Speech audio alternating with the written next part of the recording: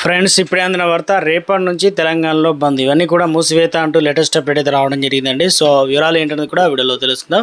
వీడియోని చివరి వరకు చూడండి, అర్థమవుతుంది. మొదటిసారి ఛానల్ వస్తే తప్పకుండా సబ్స్క్రైబ్ చేసుకొని చూస్తున్నారు కానీ లైక్ చేయడం మర్చిపోతున్నారు అనమాట. వెంటనే లైక్ చేయండి, వీళ్ళకైతే వెళ్ళిపోదామండి. తెలంగాణలో ఆర్టీసీ కార్మికులు సమ్మె బాటకు రెడీ అయ్యారనమాట. మంగళవారం అర్ధరాత్రి ఏప్రిల్ 21న అర్ధరాత్రి నుంచి సమ్మెకు వెళ్లేందుకు ఆర్టీసీ జేఏసీ పిలుపునిచ్చారనమాట. ఎందుకంటే సోమవారం సాయంత్రం వరకు సమ్మెపైన చర్చలకు పిలువని ప్రభుత్వం ఒకసారి కాళేశ్వరం సభలో మంత్రి పొన్నం ప్రభాకర్ చర్చలకు అవకాశం ఏర్పడింది. ఒకవేళ బంద్ జరిగితే రోజు ప్రయాణిస్తున్న లక్షలాది మంది మహారాష్ట్ర తీవ్ర ఇబ్బందులు అయితే తప్పని సంకేతాల నేపథ్యంలో మంత్రి పొన్నం ప్రభాకర్ చర్చలకు అంశాన్ని చివరి క్షణంలో తెరపైకి తీసుకొచ్చారని చర్చ అయితే జరుగుతుంది.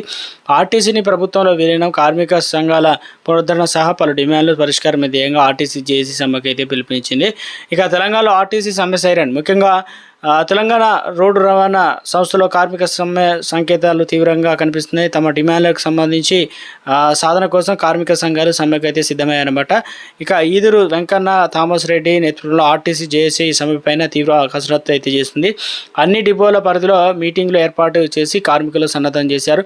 అయితే సమ్మెకు సంబంధించి దూరంగా ఉంటూ వచ్చిన మరో జేఏసీ సంబంధించి సైతం తాము కూడా సమ్మెకు దిగుతున్నట్లు ప్రకటించింది. వీరితో సహా మిగతా కార్మికుల సంఘాలు సైతం సమ్మెపైన సై అంటున్నాయి. అదే జరిగితే తెలంగాణలో రాష్ట్ర వ్యాప్తంగా ఆర్టీసీ బస్సు సర్వీసులు నిలిచిపోయే ప్రమాదం అయితే ఉంది.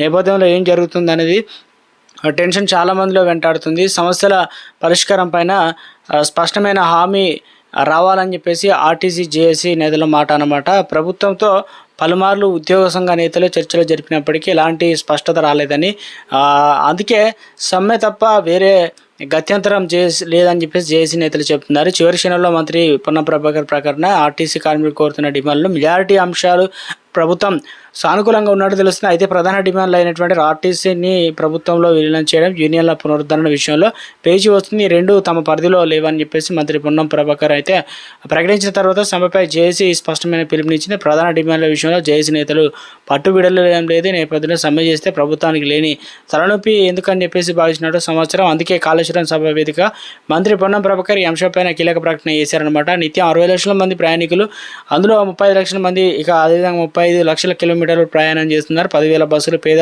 ప్రజలకు ఆర్టీసీ బస్సు లైఫ్ లైన్ అయితే ఉంది. దీన్ని ఆగిపోనివ్వమని హామీ ఇచ్చారు. ఆర్టీసీ సమ్మె లేకుండా చూస్తానని అన్నారనమాట. సో మొత్తానికి అయితే చూడాలి, ఉత్కంఠ నెలకొంది. మరి ఇవన్నీ కూడా బంద్ చేయబోతున్నారనమాట. చర్చలు సఫలమవుతాయా లేదంటే విఫలమైతే తప్పనిసరిగా మళ్ళీ కూడా ఇవన్నీ కూడా రాష్ట్ర వ్యాప్తంగా బంద్ అయితే నిర్వహించబోతున్నట్లు అప్డేట్స్ అయితే రావడం జరిగిందండి.